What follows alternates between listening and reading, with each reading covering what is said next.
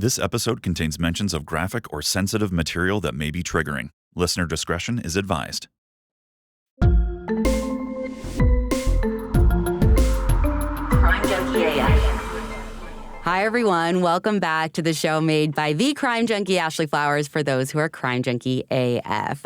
And I have something really exciting for you today, especially if you're a fan of true crime documentaries. My next guest is considered a pioneer in the social justice documentary space, making waves early on with his films Brother's Keeper and HBO's Paradise Lost trilogy, which was like an OG true crime doc for me. And it actually was a catalyst in the freeing of the West Memphis Three after almost 2 decades in prison. And he recently released his newest docuseries, which I bet you have watched already, Cold Case: Who Killed JonBenét Ramsey on Netflix. I am very excited to welcome Emmy-winning and Academy Award-nominated director Joe Berlinger to Crime Junkie AF. Hi. Hey, so I'm a big fan, so it's about time we finally have a tete-a-tete, as they say. I'm a big fan. I'm so excited you're here, and the timing is so perfect. Yeah. We just covered JonBenet Ramsey. That case is my Roman Empire. I've thought about it constantly since I always say tabloid height and her age. So I'd love to start there with your most recent work. I would love to know why that case and why now? Yeah. Well, why now is actually, I think the case can be solved if the Boulder police does certain DNA testing. You know, I got to know John Ramsey. I got to know the work of Detective Lou Smith. I'm lucky in life that I can pick and choose the things I want to do. And I felt like this case, you know, this poor family, you know, has been brutalized by an unfair, inept process. And I mean, can you imagine losing your child? And for poor John Ramsey, he actually lost a previous child. So can you imagine, you know, you lose your 22-year-old daughter in a car wreck, and JonBenet, they felt early on, was there to kind of try to bring them out of that tragedy. She's then brutally murdered, and then they're blamed for it. And I just can't think of another family that was so brutalized in a particular era of media that fascinates me, that we can talk about in a minute. This was a particular era in the history of media that just created a tsunami of shame. And when I looked at the case, when I mentioned to friends, hey, I'm thinking about doing the JonBenet case, invariably, very smart people in my world who said, oh, isn't that the story where the parents, you know, killed their daughter? And so I just felt compelled to retell the story, in part because, you know, Netflix does very well with these kinds of stories, so I knew it would get some attention. But mainly because I think it can be solved. You know, there's some very specific DNA work that needs to be done. And despite the statement that the Boulder police put out the other day in reaction to the film, there seems to be institutional reluctance to really do the right thing, despite a whole new crew is there in Boulder, you know? So I don't know, I felt it was time to tell this story. Let's stop there, and we talk more about the media, because I'm obsessed. You know, I'm a student of the media as well as being a maker of media. So this particular era actually connects to us now, and that's been a longer concern of mine. Can you tell, for our listeners who don't know, what was the statement that they put out after your documentary came out? That basically the idea that the documentary implying that they aren't pursuing every lead and doing everything that can be done is false, and that they're doing everything that can be done. But the reality is the family, they were promised regular updates. You know, the Colorado Bureau of Investigation has a cold case review board. The Ramseys had to petition the governor of Colorado to actually make this case available to the cold case review board. And they made certain recommendations to the Boulder police of things that they should do. This was almost 2 years ago. They promised the family regular updates, and maybe they're knee-deep in DNA testing and doing all the things they're supposed to be doing, but it doesn't feel that way to the family, and there's been very little information, concrete information conveyed to them. So my response back was, hey, if you're doing DNA testing, let the family know, you know? Which is strange. And then that's when I met with John. He's like, I don't even know, I don't expect to know like every step of what they're doing and how they're doing it. But he's like, for me, not even to know if they still have the evidence is strange. Yeah. And I think so as well. Exactly. I mean, look, there's some very specific DNA testing that needs to happen. The first is there were some items that were tested back in the day that should just be retested. DNA technology has advanced tremendously in the last 30 years. There are items, 5 or 6 items that were sent to the crime lab back in the day that were never tested inexplicably. Those items need to be tested. But the most important thing, in my opinion, that needs to be done is that there is DNA found back in 97 in the underpants of JonBenet. She had some blood from where she had been assaulted with a paintbrush handle. Her blood mixed with some foreign unidentified male DNA. That's the DNA that is the most interesting in this case. When we say foreign, we mean non-family member. So JonBenet's DNA via her blood is mixed with an unidentified male person, and it's a very compromised sample because old technology and also it's mixed with her blood. So there is technology that can separate out those two DNA profiles and give us a much better DNA profile so that we can take advantage, or the family can take advantage of genealogical, investigative genetic genealogy. IgG, yeah. Exactly. And that, as we know, Green River Killer, Golden State Killer, I mean, it's been a massive positive tool in recent years on cold cases. So let's get that testing done, and if you feel like you can't talk to the press about it, then tell the family what's going on. They owe it, because the massive fuck up of that crime scene, of that investigation, the leaking of false stories to the press to smoke out the Ramseys. The police were behind, which is kind of wild. Exactly. All of that false information that was leaked to the press by the police to pressure the Ramseys to confess to the crime, which is absurd. Because of all that, they've had a legacy of pain for multiple decades. They owe this family regular updates and doing everything they can do to solve the crime.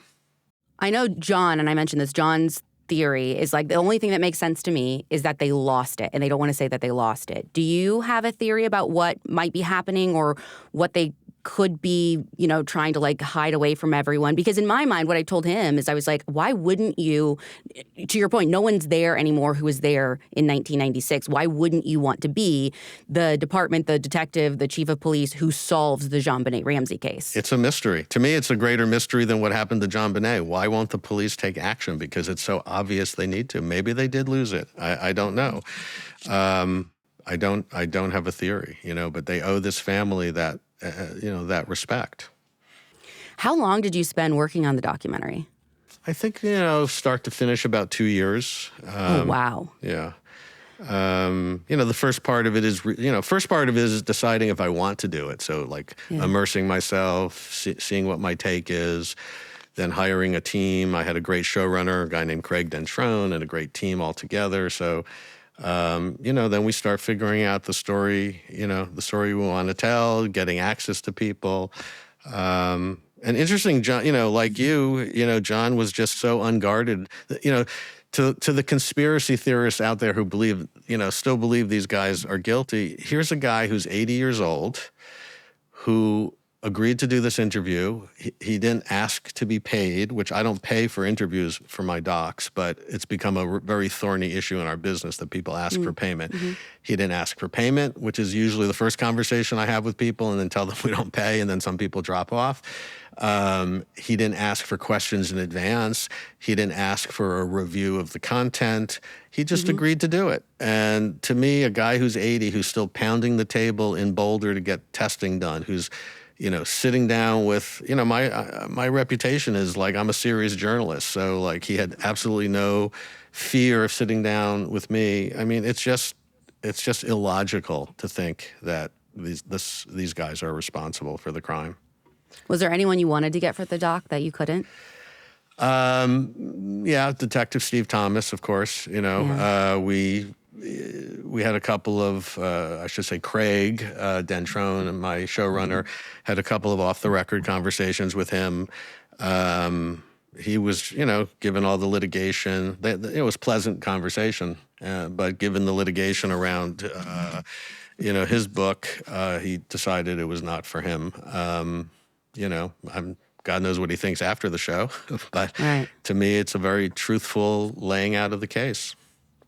Do you think so? You go through in depth in the documentary a couple of different really compelling suspects that came up along the way. Yeah.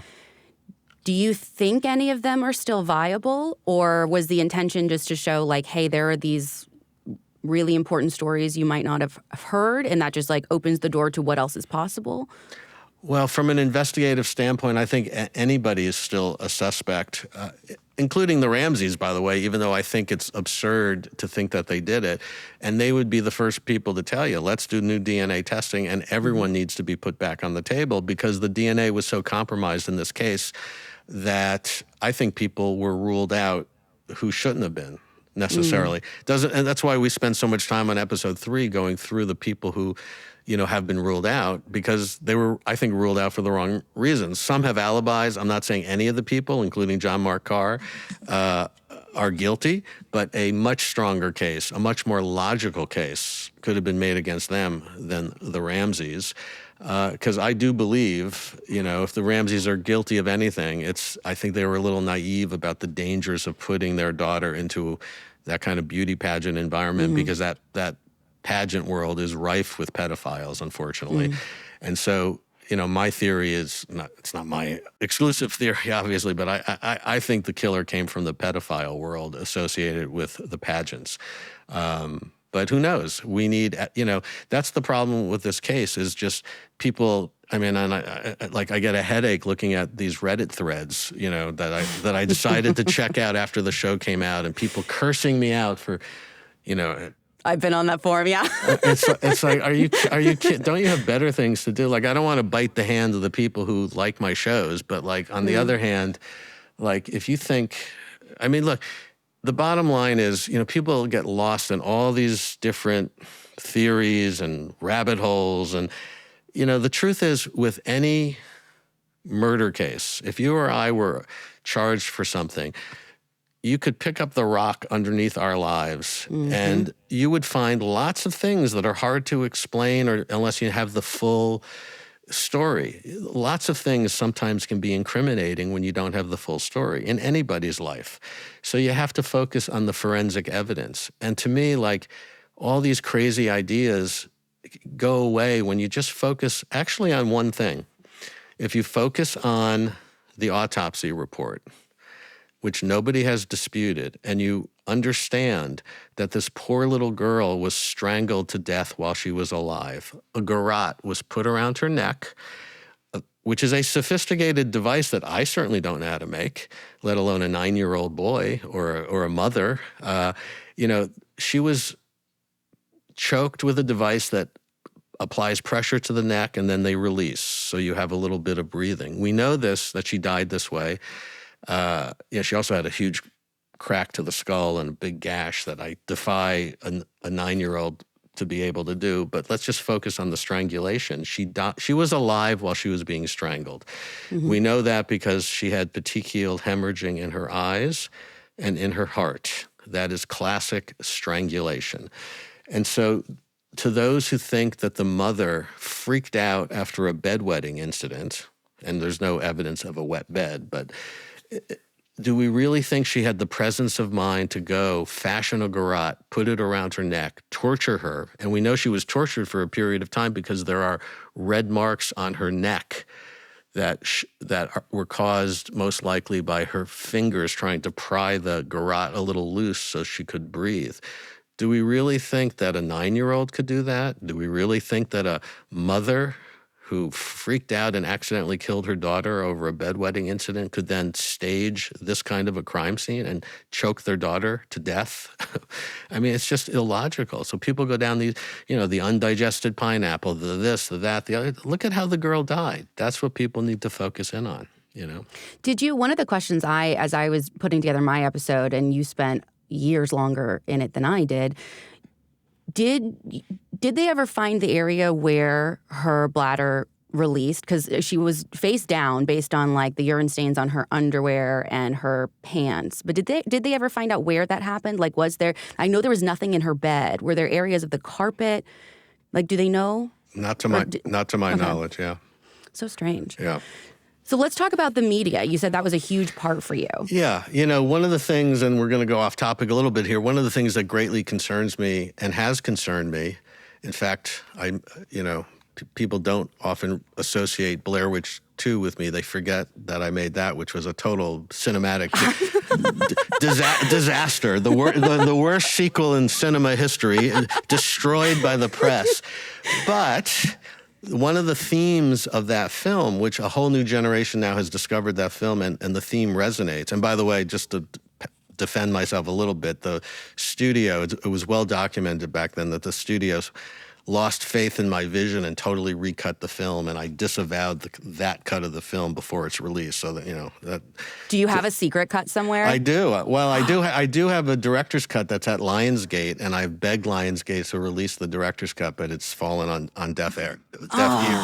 But but I'll take responsibility for the movie, whatever. But it was completely recut, and the whole idea of the film was like turned into a meat grinder. And if people go to my DVD extra of Blair Witch 2, I spend 2 hours dissecting how the studio fucked up my film. But the point is, the theme of that film, which some audiences have rediscovered, is that a dangerous thing is happening in media, which is the blurring of the line between fiction and reality, between entertainment and news. And at some point, if we blur the line enough, so Blair Witch posited, we're not going to know the difference. And this is where we find ourselves in media today. Half the world, or half this country, wakes up and on you name the issue has a completely different version of reality than what the other half believes. We just went through an election where we know that people don't just have disagreements, they have completely opposing worldviews and have the opposite view on the truth of certain matters as the other half. That's a scary place to be, and I've always been concerned about that. And I think you can trace that all the way back. You had said that this was your foundational case to make you a crime junkie. This was the foundational case for me that made me really nervous about where media was heading as a student of media. Specifically, this was the era where there was the advent of the 24-hour news cycle, which was new. OJ as news 24/7, that was new. There was an explosion in the number of cable networks. All of a sudden there was 500 cable networks. And most importantly, network news presidents realized that news makes money. There was once a time in media where there was a sacrosanct dividing line between the news division of a network, which was there as a public service in exchange for an FCC license to deliver the news. And then there was the other half of the network, the entertainment division, that was intended to make money. Somewhere in the early 90s, people realized, wait, news can make money. Let's do as much news as we can. Let's blur the lines. Let's lower our journalistic standards. And this case was like the poster child for that. False stories were leaked to the press that were either completely untrue or big chunks of truth were missing, and reporters just ran with them. And it created this tsunami of attention. I mean, this nightly feeding of that monster had to happen because now everybody was engaged. And I think that it basically created the rise of opinion journalism.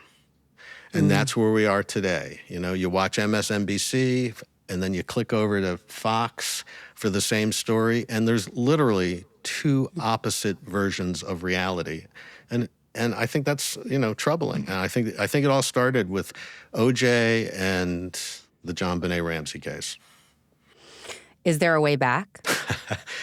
Good question, because social media certainly hasn't helped. I'm not smart enough to figure out how we go back, but I think opinion journalism and the elusiveness of the truth is the era in which we live, and it's why there's so much dysfunction in this country now. And so is that what informed so much of your work and the cases that you choose? Like, are you drawn to these cases that you feel have been misrepresented? Or you're just like, hey, let's play the game a little. If this is what people want, like, I'll give you maybe a realer version than you've gotten before? This is something that fascinates me and interests me. And I did a whole series for Peacock a couple of years ago called Shadowland, which really embedded with people who just believe in conspiracy theories. So it's something that interests me. But like when it comes to crime, it's funny, like I'm called a true crime pioneer or whatever. The whole true crime, that phrase gives me the willies a little bit because I think of myself as a social justice filmmaker who has worked in the crime space, most notably in wrongful conviction. But true crime, has this baggage that, we're wallowing in the misery of others as a piece of entertainment. And I do object to that. So, because I don't think that's what I do. I don't think that's what you do. But I think there's a lot of irresponsible true crime out there that just kind of wallows in the misery of others. And I think consumers of this product, which is my audience, so I think sometimes people forget that there's like real victims on the other side of things. Like this may be your evening popcorn hang, but for somebody else, it's actually their life and what happened to their life. So anytime I do a project, I ask myself, what's the needle I can move forward? What's the social justice thing? Even, my Ted Bundy stuff got a lot of, people were like, oh God, you're giving a platform to a serial killer. You're an awful person. Because I actually did both Conversations with a Killer and the Zac Efron movie Extremely Wicked, which was just a whole bunch of bizarre coincidences of how that came to be that I did two Bundys at the same time, which we can save for another day. But the whole reason I decided to go down this serial killer route, particularly with Bundy, is, I had two college-aged daughters at home for Thanksgiving a few years ago. They were the prototypical Bundy victim, young collegiate women with long hair, and they're both very bright. I know I sound like a proud father, but one of them was just graduating from Columbia University. The other one was entering MIT. And I said to them, hey, do you guys know who Ted Bundy is? I'm thinking about doing a show about Ted Bundy. And both of them had no idea who he was. And so I said, Really? hey, ask your friends, text, so some very smart people were texted, do you know who Ted Bundy is? And very few actually knew. So for me, the social justice reason or the compelling reason to, not give not to put a serial killer on a pedestal or glorify all the things that I was accused of, but as a cautionary tale. I felt really good about putting out, as a cautionary tale, a reminder that just because somebody is charming, good-looking, and white doesn't mean you should trust them. I mean, all of these, the Bundy's MO was to, go into a library with his cast or a beach. His crutches, and to appeal to young women to like, can you help take my books to the car? And then he would kill them, So everything I do, whether it's literal wrongful conviction, which has been a passion of mine, or whether it's Ted Bundy, I ask myself, what is the needle I can move? And with JonBenet, I felt like, there's been a lot of stuff out there, but they, first of all, some of it, like the 2016 CBS stuff that accused Burke and was the subject of a defamation lawsuit, is some of the most irresponsible storytelling you can ever imagine. So I felt that needed to be corrected. But there hasn't been, I haven't seen your thing, so I'll include yours, as a good one, but I haven't seen it yet. So, but there hadn't, up until the point I decided to make my show, there hadn't been like a very clear-eyed dissection of this case and really separating the wheat from the chaff and focusing on what happened. And I think that's kind of my brand, is like to kind of dispel stereotypes and to have this very clear-eyed analysis. Was it hard to decide, because my episode ended up being 3.5 hours, was it hard to decide what to put in and what to leave out? Because there's so much to that case. There is, and this one I thought deserved 4, so it was challenging. And I had to, on the one hand, you don't want to give oxygen to all the crazy ideas out there about how this crime happened. On the other hand, by omitting it, people then call you out for it, like, it's like, I mean, Yeah, what do you wish you could have? I mean, what was it? What's the fourth episode? Give us a quick fourth episode. I just would have pulverized some of these other crazy ideas. You know, we give short shrift to the pineapple thing because it's just such a ludicrous part of. Again, there are facts that in anybody's life or in any legal case that are interesting and shouldn't be ignored for sure. But you then it has to be corroborated by the forensic evidence. And again, like some of the stuff just falls apart when you realize how JonBenet actually died, you know? And, you know, the other reason I wanted to do this case too is as I really studied what, you know, there was this really interesting, in our show, which hasn't been seen before, there are a few things that are new. Like we had this deposition from Steve Thomas, you know, from his civil litigation, in which he admits there was a strategy to smoke out the parents by planting stories, incriminating stories. I mean, that's a mind-boggling revelation when you think that the police department was using the press to paint a bad image of the parents. I mean, it's an all-time low, I think. And what I saw in this case, which I have seen in many of the wrongful conviction cases I have covered, and most notably in West Memphis for Paradise Lost, is it's the same phenomenon. You have a small town, and Boulder is a relatively small town. You have a small town police force where not much crime, bad crime happens. This was the first and only murder of 96. And not just a regular murder, a horrific, bizarre murder. So you have small town police who are overwhelmed by a crime, don't have the experience. I mean, Steve Thomas, I believe, was in narcotics, you know, before he went over to take on this case. So they're overwhelmed by the crime, the pressure to solve it. They lock into a early wrong idea in part because of just they're not great cops. And they can't move off that tunnel vision.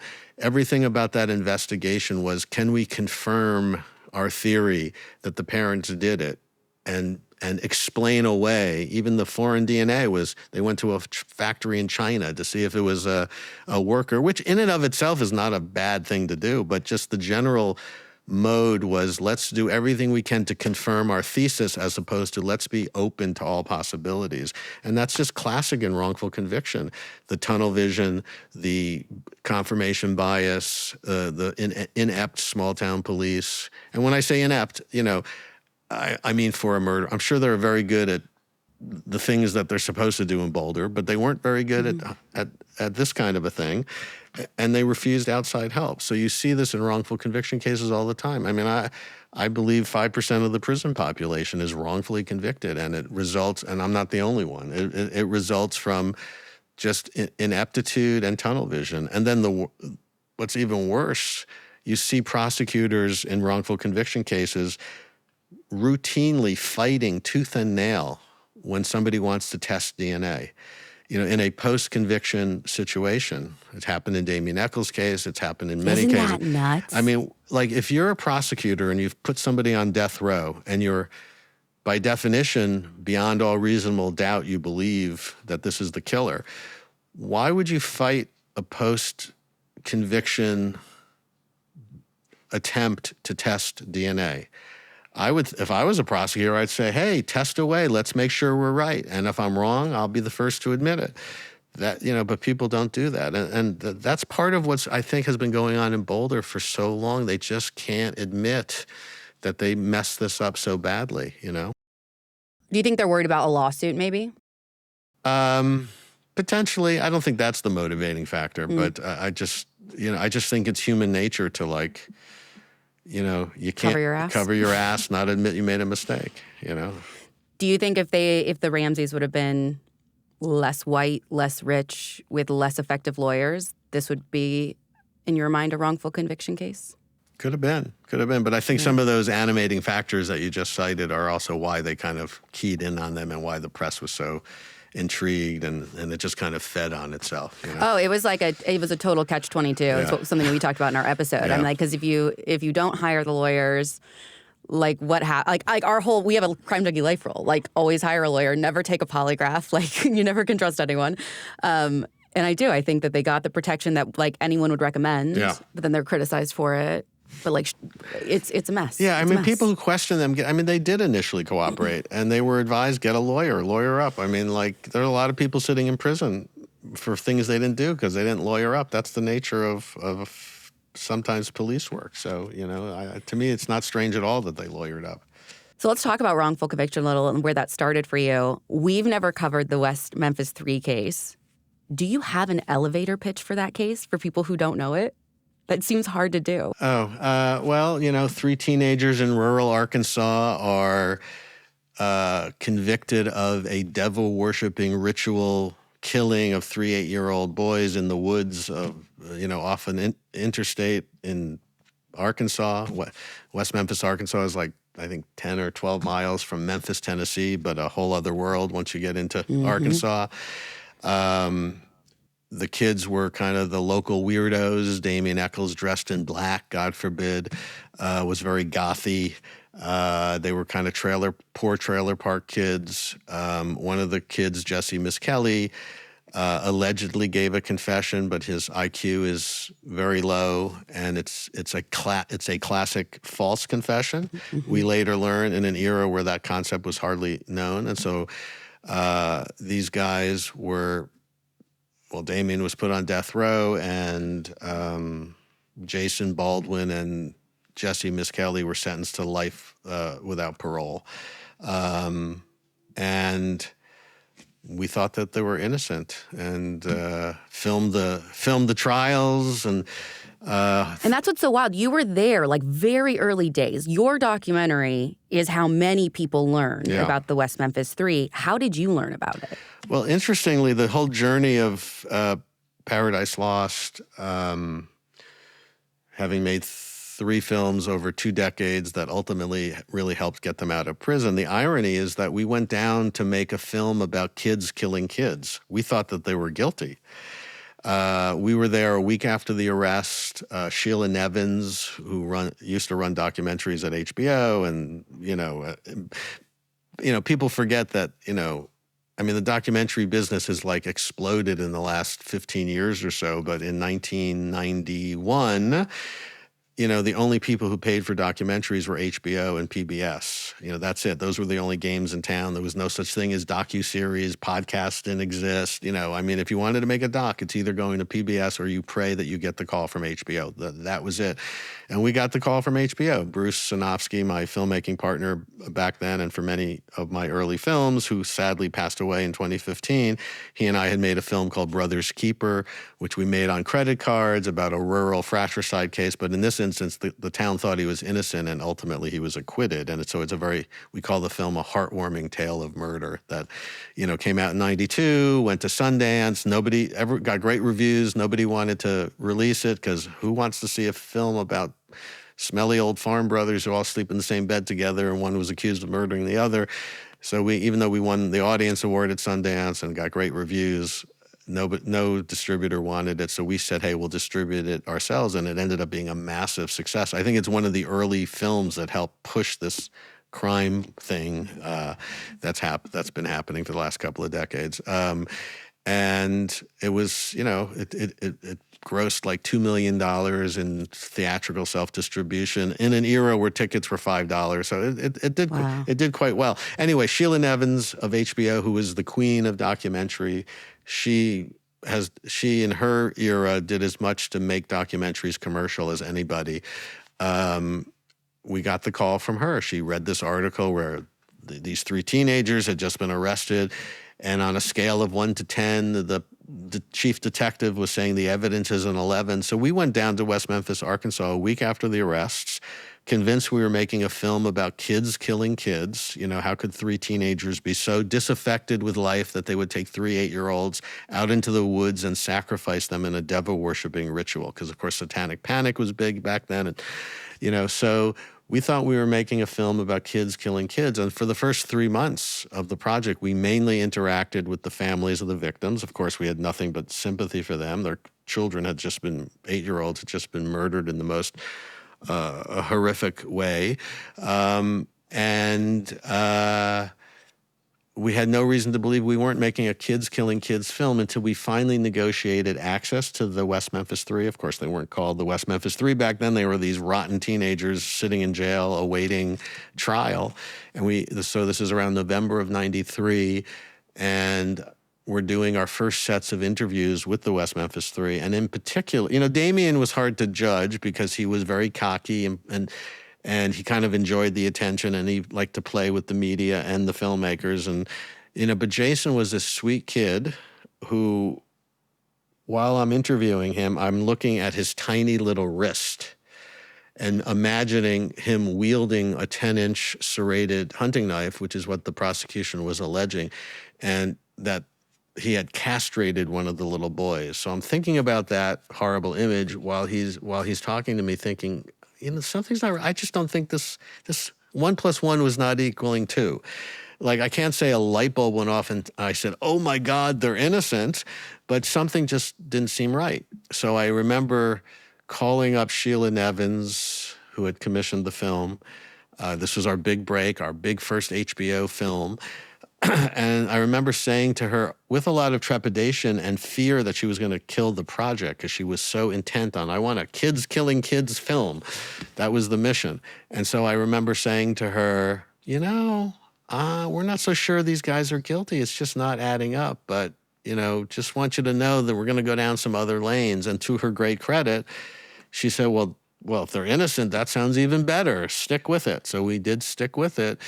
And we never imagined it would actually go to trial because there was literally no forensic evidence at the crime scene connecting them to the crime. There was no blood at the crime scene. There was just so many problems that I did not yet have the dimmer view of the justice system. That I was just going to say, you still believed in it. I used to be like that. I believed in the justice system until Paradise Lost, because actually Brothers Keeper was somebody being, brought into the system who everyone thought was innocent, and ultimately he got acquitted because of all the support the town brought to the table. So that was a positive view of the justice system, even though somebody was wrongfully arrested.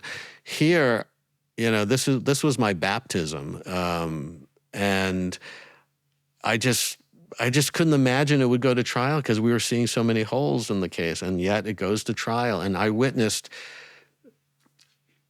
To this day, I haven't witnessed anything like it. It was like no evidence at the crime scene, no real evidence of murder, no blood at the crime scene. But the fact that Damien Echols liked Stephen King novels, the fact that he liked Metallica, which started my long-time relationship with Metallica, was over this film because, Metallica lyrics were actually introduced into the trial as evidence that these guys are killers, which is absurd it's offensive. Like, anybody's taste in music should not be a factor in whether or not they're a killer. And and Metallica lyrics had nothing to do with devil worshiping. They're anti-authoritarian, but they're not devil. There is a branch of heavy metal that's satanic oriented, and it's not music I like or listen to. But Metallica is in a class by itself, and has nothing to do with Satanism. And so it's just that was the trial. Metallica lyrics, he liked Anton LaVey, but where's the evidence? Like, where's the... It feels like you're in like an alternate universe when you are watching it actually happen. You're like, surely everyone sees what I'm seeing. Exactly. It's not going to end that way. Exactly. And then there's the final scene of Paradise Lost. You see Damien Echols, and by the way, we put that camera everywhere. I still can't believe the access we got. I mean, people really should see that film. It's a great example of... Unbelievable. It's a great example of pure cinema verite, which is so much harder to pull off these days because people are so camera aware, and are you really getting authenticity in some of these verite situations? But this was just pure verite. When I say cinema verite, that's a style of filmmaking, but where you just observe. And I'm just amazed at where we put the cameras. And we were in that room as they were being chained up and being sent off to death row. Well, Damien to death row, Jason life without parole.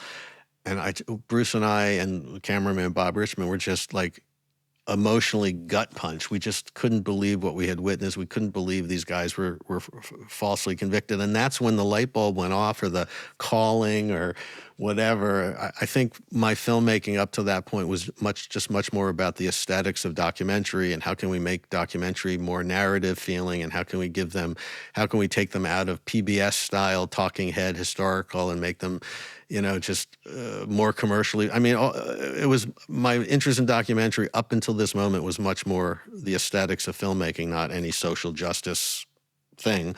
But I realized we were sitting on a pile of footage that shows these guys, that hopefully will show that these guys have been wrongfully convicted. And it just became our mission, and the first film came out, and I thought that was going to blow the doors off the prison cell. But the state of Arkansas just put up a note on their website saying, hey, HBO is an entertainment company. This is a work of fiction. Ignore it, basically. So we made a second film, we made a third film, and finally they were let out of prison. It took a long time and a lot of work. 18 years. And look, when I say, the real heroes are the investigators, Lori Davis, Damien's wife, who kind of corralled all sorts of resources. Peter Jackson played a big hand in paying for forensic research. The films get a lot of credit, and of course I like some of that credit, because if it wasn't for us, Damien himself, no one would know. Damien himself has said he would have been dead. But it's the people who got these guys out of prison are all the the pro bono lawyers, the investigator, So, but these films were definitely a catalyst for getting these guys out of prison. Oh, absolutely, absolutely. Are you still in touch with them? Are you? Because I know they're still pushing for testing. It's unbelievable that case is kind of in the same position. It's crazy. It's like I think it should be illegal for a prosecutor to block DNA testing in a post-conviction situation. Obviously it's complicated. Your listeners would have to go do a deeper dive. They were not technically exonerated. They were released on an Alford plea, which means they stood up in public and said, hey, we are not guilty, but we can see how the state has enough evidence to convict us if there was a new trial. So we accept the judgment of the court, even though we protest it. And in exchange, the death sentence got commuted to time served, and that's how they got out of prison. So they're not officially exonerated. In fact, when Paradise Lost 3 came out, which documented their release, and also, that was a very popular film. So it was invited to all sorts of film festivals and nominated for an Oscar. So don't sound like I'm dropping names, but but it was a film that got around. And the point I'm trying to make in my babble is that I took Jason Baldwin to the Berlin Film Festival, to Toronto. Damien came to a couple of festivals. I took them around, and every time we crossed the border, there was a huge rigmarole, at customs. They're still felons. Yeah, they're convicted felons, convicted child murderers. You can't bring that person into the country. So that shadow lingers over them to this day. And so that's why, they need this DNA testing, and their names need to be clear. But of course, like in Boulder, people just don't want to admit authorities just can't seem to admit that they made a mistake. Although this is what I don't get, going back to Boulder. It's a new police chief. It's a new regime. That's what I'm saying. They do admit that it was incredibly fucked up, as to how they got here. So why the continued obfuscation is troubling. Maybe you're right. I hadn't even thought that they lost the evidence, but maybe you're right. Maybe John's the one that posed that to me.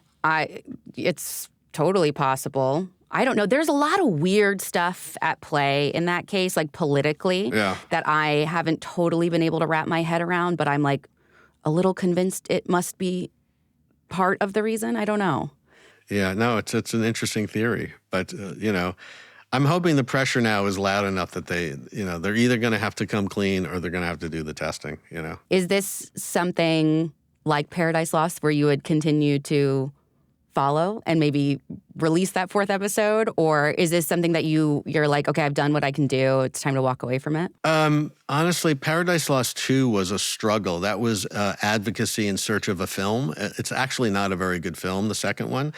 But we felt that we had to keep banging the drum because the first film came out and Arkansas didn't pay attention to it. And while it attracted a lot of celebrities, Eddie Vedder came into the fold, Johnny Depp came into the fold, Natalie Maines, a whole chorus of well-known people raised money and started advocating. But it was kind of slow, and I didn't quite realize the power of all that at the time. So all we knew is our film came out, and we were getting lots of pats on the back. In fact, not to be falsely humble, but I actually felt embarrassed sometimes going up and getting a prize, like, because the film won a lot of prizes. That's what I was joking about before. But it's now 3 years after the convictions. Damien's on his third year of death row, and I'm giving some speech thanking people for my Emmy, and I'm thinking, well, wait a second, the film didn't actually do anything. The film didn't achieve its objective. It's great that it's getting recognized creatively, but these guys are still in prison and nobody seems to care. So we made the second film, which I think is not a great film. I mean, it's good on a certain level. It tells the story of Kathy Bakken and the West Memphis 3 support group that sprung up, and their part of the storytelling is good, but it lacked a present tense unfolding kind of narrative, which is that cinema verite unfolding thing is what I was, hoping for. And the third film we made to continue to shine a light, not because we wanted to keep making films. So that's my long way of saying I generally like to be done with a subject and move on. And that's the wonderful thing about this kind of a career, is just dipping into worlds you never could imagine dipping into and learning so much and then moving on to the next thing. But if I feel like additional pressure is needed, if the case is still stuck in a year, if doing another show would help, I certainly would. What world are you planning on dipping your toe into next? Good question. As much as I love the crime stuff, it's almost become too popular, and that's all Netflix wants from me is, what's your next crime show, Joe? And I'd really like to do another music film. So, or something that's a little more life affirming. But you haven't picked it yet, though? I haven't. And actually, I don't like to say what I'm doing just because I don't want to jinx it or whatever. But I'm trying to get a project in the music space off the ground. I need a palate cleanser from all this. I was going to ask death how and destruction. Especially a child murder case is really, really tough. How long did it take you, or is it taking you, to kind of get out of that world and to wash that away? Yeah, and then I want to ask you the same, how you deal with it when you cover all these stories. But, early on in my career, I had an epiphany, which was during the editing of Paradise Lost. So it's 94. I have a 10-month-old or 11-month-old child in a crib in her nursery, beautiful daughter who's now 30. And I remember that there was a particular day where we were going through horrible autopsy photos, police crime scene footage. Remember, the film opens with this horrible police crime scene footage, which at the time was quite bold choice that people like. That was one of the things I was going to ask you about, because that was that was a bold choice, and people kind of freaked out about it. But it was intentional, because we wanted to show just how horrific the crime was, so that you could understand how the town could have fallen for this collective delusion of satanic panic. You needed to understand the fear that people must have had. That was my reason. But and back in those days, we were still editing on a Steenbeck, linear editing. Digital editing didn't exist yet. So everything took longer. So I was, looking at horrible images that nobody should look at, deciding what few minutes was going to make it into the film.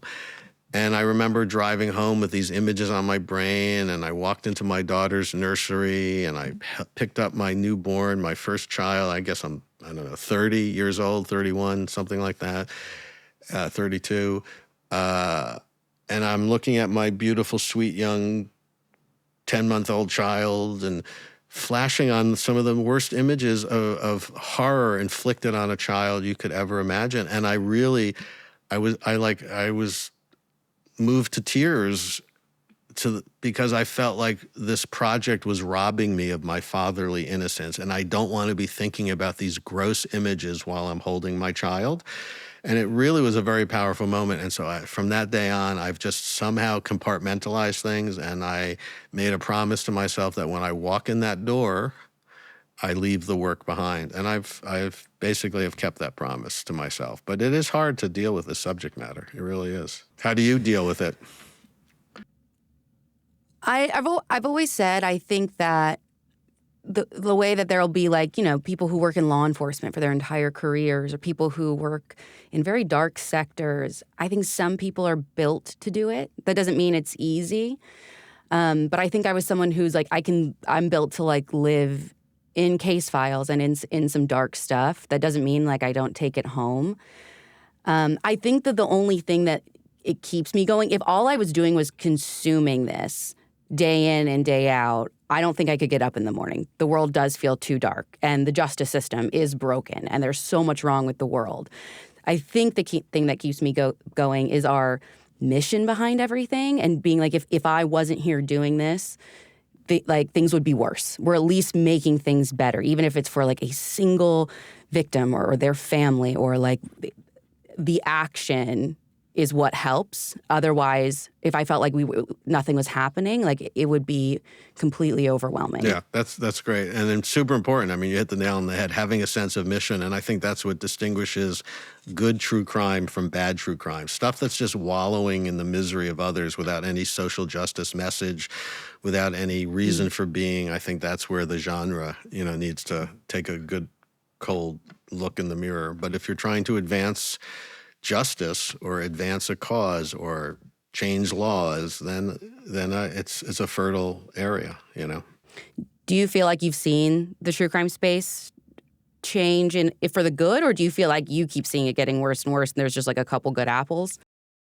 There's more than a couple of good apples, but there's a lot of really bad stuff out there. I'm sorry. There's a lot of, there's just the tone of stuff, certainly, and the integrity of the reporting, Even previous coverage of this case, it's you're having it both ways. I was very clear in my structure of the show, episode 1. And I didn't want people to leave, oh, gee, maybe they did do it. Let's debate it. Let's have our cake and eat it too. Episode 1 was the case against the Ramseys as people experienced it. Episode 2 is, well, wait a second, it's not what you think. And then episode 3 is, these are possible new suspects. But you can't walk away from my show thinking that I have any lingering belief that the Ramseys had anything to do with it. So I think that's where some of the past storytelling has been super irresponsible, and where irresponsibility in general, have a firm reportorial point of view and deliver the goods if you're going to take on somebody's real life story. It's not just a piece of entertainment. If it's a scripted thing, do whatever you want. But I mean, not scripted of a real life story. If it's a fictional thing and it's scripted, that's the place to play with people's heads or whatever. But when you have somebody's story in your hand whose real life has been defined by a tragedy, you have a moral obligation to do right by that story. And I don't see that standard in a lot of the stuff that's out there. Well, you're setting a new standard. I love it for you. Well, thank you so much. Course. I know you're dealing with a back injury right now, so I appreciate you sitting for this long. No worries. This has all been good. So wonderful. Yeah. I'm such a fan of your work. Same here. Thank you. Thank you. So everyone, if you haven't already, again, I'm guarantee my audience has, but feel free to do it again. Go watch Cold Case, Who Killed JonBenet Ramsey, currently streaming on Netflix. And if you haven't listened already, we did a Crime Junkie episode on it as well. And we did a bonus interview with John Ramsey that you can watch on our YouTube channel. Don't forget to follow this show, add it to your library, and don't forget to follow Crime Junkie. We will be back. Thank you very much, Joe. Oh, thank you. It was fun. Appreciate it. Crime Junkie AF.